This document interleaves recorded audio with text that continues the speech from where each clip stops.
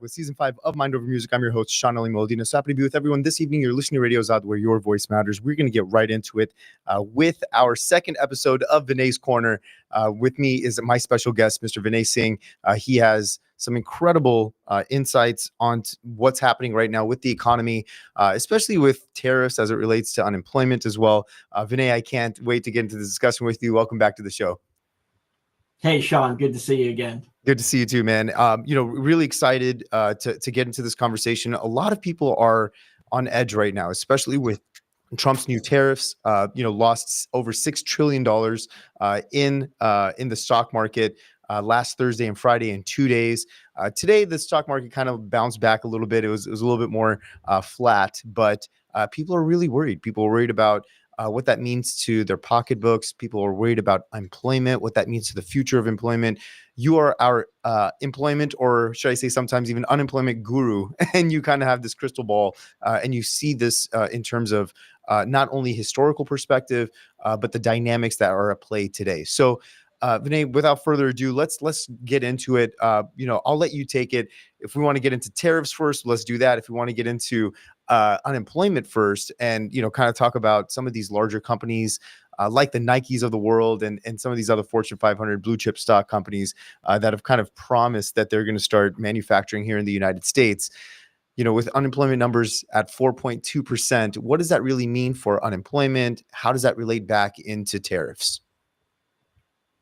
Sure. And I'll just start by telling you that like CNN and CNBC, a ticker just ran across my screen that says breaking news. Mm-hmm. China says, quote, it will fight to the end after Trump threatens 50% higher tariffs. Thought I'd give you breaking news. Literally, it flashed while you were doing your intro. Yeah. So, but let me go right into it. I think what you wanted me to do was talk a little bit about the unemployment, and then we can go into tariffs, if that's what I heard. Oh, yeah, absolutely. And it's funny because, to add a little bit of a blurb to what you just said, it reminds me of what Warren Buffett had quoted. He was talking about tariffs, and he said, tariffs today is an act of war, right? And so we are in a very tumultuous time where there's so many plates that are spinning, and we're trying to negotiate our way through it. But is there an end game? You know what, my friend? So I love that you just started with Warren Buffett, the Oracle of Omaha himself. And so I did remember, I recalled you said something about Nike. And so I'm going to go right into this piece. So let me just say this. So economist Peter Schiff warned on Thursday that Nike won't shift their production to the United States despite newly imposed tariffs. And I'll just say this. When a Nike, a global company, spends decades of developing supply chain and infrastructure and relationships with like a Vietnam, which is where they make a lot of, that's where a lot of the reason why we can get our Nikes for $120, $150 and not $550 is because they're made overseas with labor and those hourly wages that, quite frankly, Americans would not want those hourly wages. We wouldn't take them. It's kind of like why you don't see a lot of high school kids, like, earlier, like when I was a kid, like everybody worked at McDonald's and stuff like that. You don't see anybody working for that minimum wage. Yeah, I don't see any Gen Alpha high school kids or college kids. They're not going to wake up to get out of bed for that. But you know what? Yeah, I don't see countries people will getting out of bed and trying to like figure out how to like make shoelaces for Nike, right? They're not. You don't want to make the shoelaces? I made the shoelaces. I'll do it. I mean, yeah. Anyhow, so this gives you an example of like, even if a company wants to come back, if they were to bring the manufacturing back, it just wouldn't be feasible because there's no labor here that will do it for the same price. I'll just say this other thing. Another journalist from another organization, media, asked one of the Trump White House leaders, appointees, if you want to call them that, about Apple. And they already said they're going to bring 500 billion back. They're going to be investing in the US. Okay. Yeah. And it'll be AI robots that are doing it. It won't be human labor. And then the journalist pushed back and said, it's going to be AI. It's not, you're saying it's going to bring jobs back, but it won't be jobs for people. And he goes, no, we'll have millions and billions of these screws that have to go into the iPhone.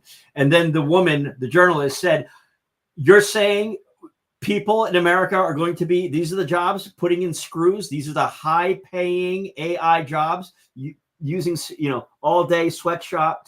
So this is really that. And then of course the person got into like, they couldn't answer the question, right? So the reason why cheap labor is there and we don't want to bring billion-dollar mega factories here for cheap labor that no one will work for in America is just that. Americans don't want these jobs. They're not going to pay for these jobs. And so that's what's going on. The other thing I wanted to say is when it comes to these tariffs, the math that that is on the chart for the president, it's not actually as equal to equal. Like, it's not like we're charging 46%, so we're going to charge them. They're charging us 46%, so we're going to give them 23%. The math actually doesn't work out like that. So I'll leave it at that and see if you had anything to say before I go into unemployment. Yeah, no, I mean, I think that the idea is, overall, we're a $40 trillion economy. Our GDP is hitting about $40 trillion. I think that this whole idea around tariffs is we are supplementing so much of the GDP, lack of GDP for other countries, so that their communities, their populations have some level of social welfare, whatever it might be, because they're taxing American goods to such a degree, right? And for us to have an equal deal, I think Donald Trump's whole idea is, I want to make it just as equitable for our people because we are giving access, the world economy's access to the number one consumer in the world. And so, with only 350 million people versus, several billion people, in the rest of the world, it is interesting that people are kind of taking advantage of that system. Now, it is creating this huge ripple effect, but I don't know. I mean, I think, this is something that I want to have a discussion with you around because number one, do you think that tariffs are fair? And do you think that the approach that Donald Trump is taking to tariffs is reasonable at all? When you say tariffs are fair, when we ask this question, are tariffs fair? They are when engineered appropriately for each relationship. Sean, you and I have a relationship, but I don't treat 100 of my colleagues like I do my colleague Sean. I have a different relationship with each one. Right. They're all different. And that's how they should be. So it's not like it's such a tit for tat. And so I think that's why the market is reacting, why you have the Jamie Dimons. And look, hundreds of economists from around the world saying what they're saying. I mean, ultimately, if the tariffs were engineered in the way that the world and the US, we all viewed it as, hey, this makes sense for everybody.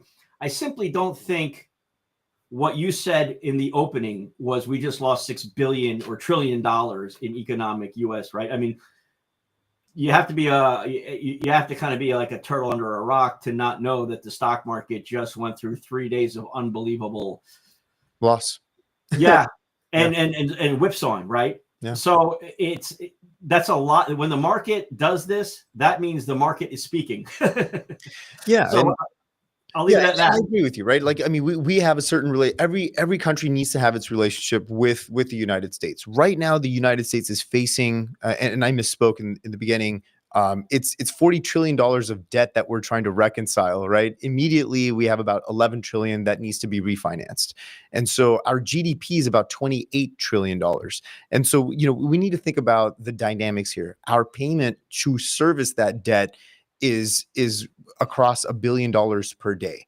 And so, you have to think about, well, number one, why I think the way that Donald Trump is thinking about it is, why is every other country winning on American goods and services? We get cheap goods and services, yet our government could shut down because we cannot service our debt if it continues to keep ratcheting up the way that it is.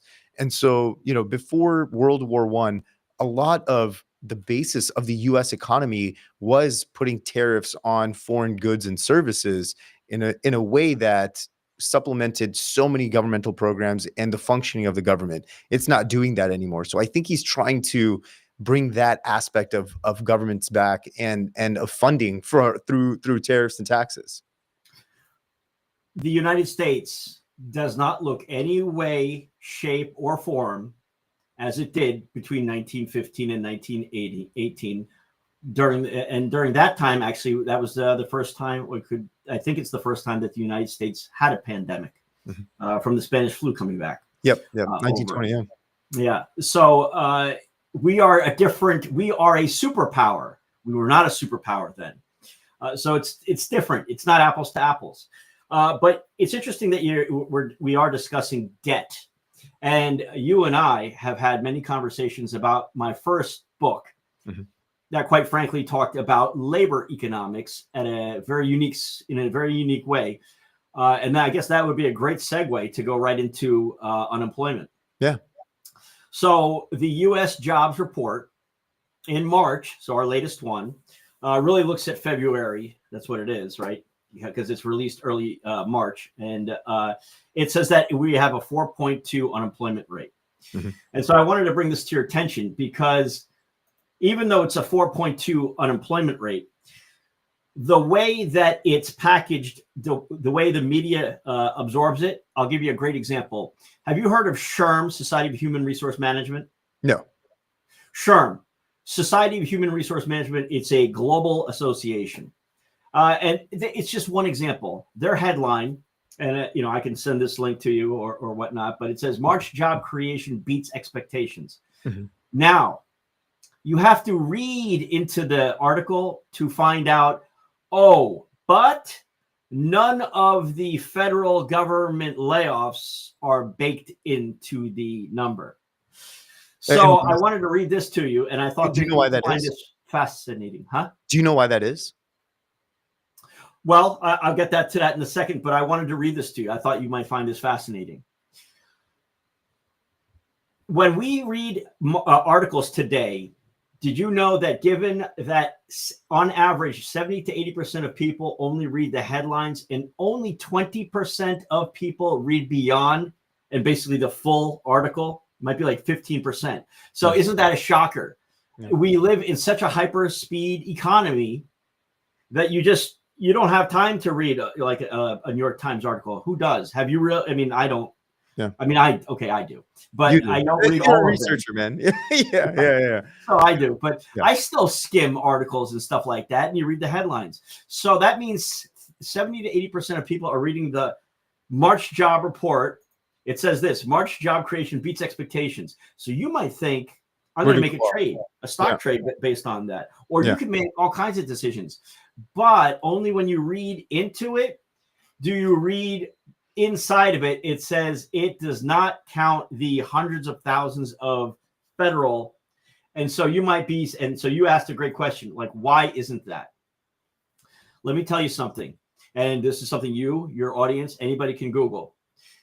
While official March unemployment rate is 4.2%, though a more comprehensive view, including those discouraged from seeking work, suggests the true unemployment rate is closer to 24.2%. Wow. Unemployment, long-term unemployment, BLS, it adds another 1.5 million or 21.3%. Then there's discouraged workers who keep applying and keep rejecting from the automation bots and all the other stuff. So there's a whole bunch of other factors that are shocking. So when people are so discouraged, that's why. Hey, are some of the factors including like underemployment? Because sometimes people have jobs, but they're just not paid the way that they should be paid. They're, in the Nike factory, right, making shoelaces for 75 cents an hour, and they got a PhD or something like that, right? So is that also a part of the calculus?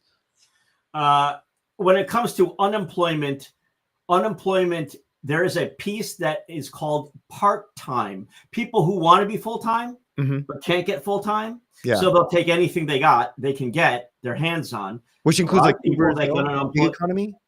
What's that? You know if it includes gig economy as well? Gig economy is the answer. So the word gig it came around during the rise of the millennials, like woke and gig, like lots of every generation brings up with them a whole bag of their own terms. Yep. Gig equals contractor, equals part-time, equals hourly rate. They are all part-time workers. That's all they are. It's just a different word for, right? Cool. And PHAT, fat, means what? Cool.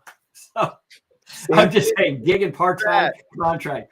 Pretty hot and tempting. That's bad. All right. So, but let's double click into this, right? Because the idea here is, we cannot have a discrepancy of 20%, right? If the job report is saying 4.2%, and then, the true number based on baking everything in, people that are underemployed, that are part-time workers, that are not getting paid what they feel like they should be getting paid, do they also qualify for government assistance? Or are they kind of navigating it in a way to where they can qualify for government assistance, or is it not qualifying because there is some level of employment and they hit a certain threshold, right? So we need to like tease it out a little bit to really understand, like, is it just people that are discouraged from working? Are the jobs actually not there? Are we going to be moving more into a gig economy as we move forward? Like, what is the dynamic here? Because 20% is a huge discrepancy, man. Huge, but it's the unemployment that are the people that are getting unemployment checks. Okay. Once you start, like Sean, if you and I were both unemployed and we've got our 16th and final unemployment check. Yep. And the week after, you and I are both still unemployed. We're no longer counted on those. We're not unemployed. Well, I know if you're looking at that, right, that face, like what? How can that be? Once you no longer are getting cut a check, nobody calls me, nobody calls you, nobody will call you to say, are you still unemployed every week? No one's doing that. And you no longer go into the unemployment and say, I'm unemployed, cut me my check. You no longer are counted. So long-term unemployment is that. It's huge. Yeah. So what about the people that big banks have discussed this in the past? Yeah. What about the people? The research? Sure. Yeah. What about the people that get their 16th check and then they go and reapply and say, hey, look, like I still don't have a job and I still need government assistance, and then they get denied. So they're out of the completely. You are allotted a certain amount of unemployment. Yes. For each one of us, it's not exactly the same. You will not get the same as I do, same amount and potentially same number. Like, let's say I worked 5 years and I became unemployed, and you worked 5 months and you became unemployed. You'll get 8 weeks. I'll get 16. No, it doesn't work like that. Everybody gets the same blanket thing. Yeah. So that's important to say. But once you run out of your unemployment, you do not get to reapply the next week. Denied. That's it. It doesn't work that way. Yeah. That's the thing. You run out of your unemployment, you're on your own. Yeah. Yeah. And then you got a gig. Yeah. Then you got a gig job. Right. And then you're driving Uber. Hey, wife and kids. I was a senior VP of accounting. I can't get any VP of accounting, but there is a part-time accountant. Yeah. I mean, I was making this salary with benefits. Now I need a gig worker with no benefits. Right. Or I start my own consulting discount, and I now have to spend the rest of that time as an Uber driver, maybe. Right. Or I start my own consulting firm, and I take a per hour cut or whatever it might be. But I'm now my own employee, and I'm same thing. I'm getting either underpaid or I'm getting whatever I can and scraping by. Right. But don't forget, Sean, a lot of people, I mean, it's great to say I can start my own consulting company. I think if everybody could start their own startup consulting or anything else, we already know, I think we both know, you're a startup guy, you have experience. 90%, I mean, anybody can Google this, 90% of startups fail. Yep. So it's 9 out of 10, it's not a huge number. It's not like 80% succeed. It's 90% fail. Right. It's just not so easy to say, got a great idea, start my consulting company. I'm going to be a billionaire next week. It doesn't work that way. Right, right, right. And you know, it's you eat what you kill, right? And I think that creates so much stress to say, hey, I got to go find my customer. I have to create a contract with my customer. I have to make sure that I get paid for it. I got to make sure I do my accounting the right way, that I'm, you know, actually like billing them and I'm invoicing them in an honest way as well. And yeah, you now have to, you know, wear 10 different hats for Yes, you the do. yeah. So Yes, you do. it's really interesting. So now let's tie back into tariffs, because right now, if we're looking at 20, possibly 24%, one in four Americans are either unemployed, underemployed, or in some form of part-time work where they're not getting paid. The economy is not actually thriving in the way that they might be perceiving. And I also argue that it would be an either way situation. Either way, whether the market is going skyrocket up or Yeah. it's tanking, it seems like unemployment is still not you know, true unemployment, because spending is still happening. The economy is still being invested into, maybe not through stocks, but it is through, people are not going to stop door dashing. People are not going to stop like these little convenient things that they're, you know, getting into debt for. So I think there is a different dynamic there. You know, this is something that I've written about a lot in the past, but and starting to a little bit more, is a lot of these media outlets. I'm not going to name any of them, but they consistently say the consumer is resilient. You hear that a lot. The consumer is resilient. Well, that sugarcoats, in my opinion, the real pain and struggle. The fact that the American workforce, the American people, have crossed last year, if I'm correct, it was last year, crossed over 1 trillion with a T in credit card debt. Yep. Doesn't mean we're so resilient. We're struggling to make ends meet. Yeah. And so when it's downplayed like, well, tariffs and stock market crashes are fine because the consumer is resilient. I just don't think that's fair to the American people. Yeah, I think the middle class has been struggling to stay in class, and to stay in class, they have to go into credit card debt. That's my opinion. I think I agree with you. I think that our credit rating as a country is going to follow what our interest rate is going to be with how we are able to finance and float debt for credit cards and for personal debt, right? It's the same way that we're running our government. We're running it to the ground with all the debt that we have. We want to have all the benefits of having sustainable, robust government and government programs, but there's no way of like understanding how we're going to reconcile all the debt that we're in. If you've given, for example, like I had a friend in San Francisco that I've been having these discussions with, and I said, well, if you had $40 trillion of spend, California as an independent economy is top 5 countries in the world, right? If you just take California out, you can compare them top 5 countries in the world in terms of GDP creation. Now you take that same ideology and then you put them in the middle of San Francisco, they're going to think that they're in a third world country, right? And for $40 trillion, this is what you got, right? And people just accept it for whatever it is. And I think that needs to be challenged. And if you can understand that we spent $40 trillion to get San Francisco in the shape that San Francisco is in, you don't have healthcare, you don't really have you know, a good social safety network. Yeah. What did $40 trillion really get you? And so I think that's the conversation that we need to start like having and thinking about. That's fantastic, Sean, that you said it like that, and the way you said it. I love that, because we just look at this 21st century. We're a quarter way through the 21st century, right? It's like 4 quarters in a football game, right? Yep. We're about to finish the first quarter, 25 years. And you think about how much technology and infrastructure and all this spend. And what did you just say? And look at the tent cities that we've got for our work. Yeah. And so look, you know that I have 2 tech degrees. I'm pro tech. Yep. But at the end of the day, when a Harvard PhD professor says 10 million Americans can't be found because of the algorithms in the recruiting and the hiring tech don't see them because of their algorithms and where they're constructed, And that means 10 million Americans on the sideline who disengaged. It's right there. I mean, if you and me, right, and your viewers, man, I'm sending resumes onto LinkedIn and Hire and Indeed all day long, and no one's calling me back. Yep. And then you do that for 3, 4, 6, 8, 10 months. Man, I just can't. This is crazy. Am I that bad of an employee? I had a great job. I look how hard I work. I just got this degree. I did the certification, and I can't get how.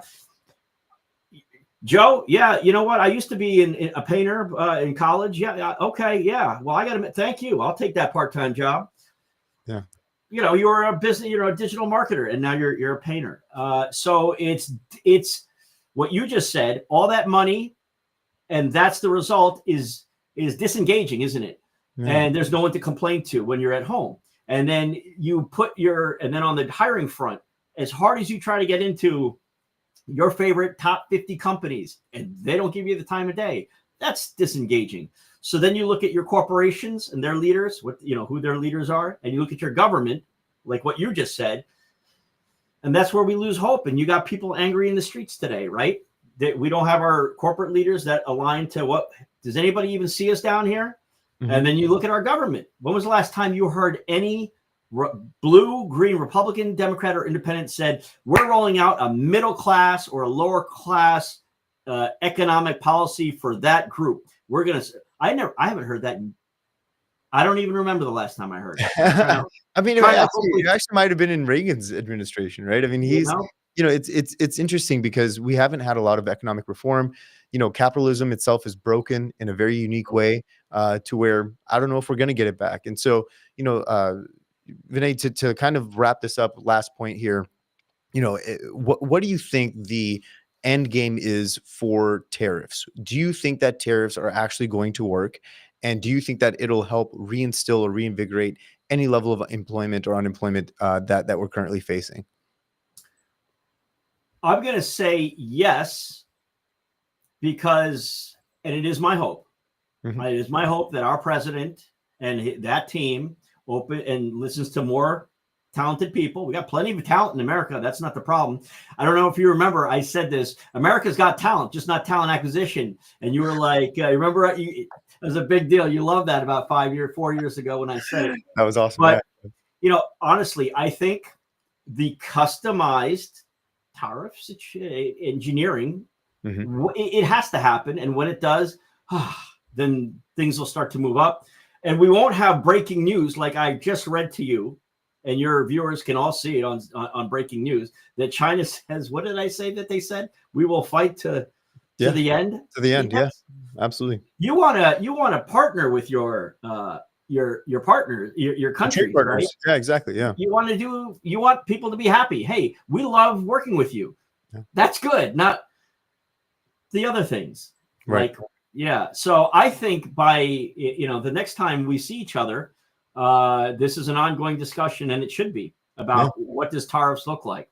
Yeah. Along with what else is happening in the world of human capital development and management. Yeah, I think a week, it seems like based on the news cycles, on how the dynamics of these tariffs and all of the things that are happening around the world, how information is flowing, a week sometimes feels like a month. So I'll look forward to continuing episode 3 and the conversation next week, Vinay. Thank you so much for joining our show tonight. Awesome. Have fun. All right. See you soon, son. All right. Stay tuned for our next segment here that's going to be coming up. My sincere thanks to Vinay. Thank you so much for joining our show tonight, buddy.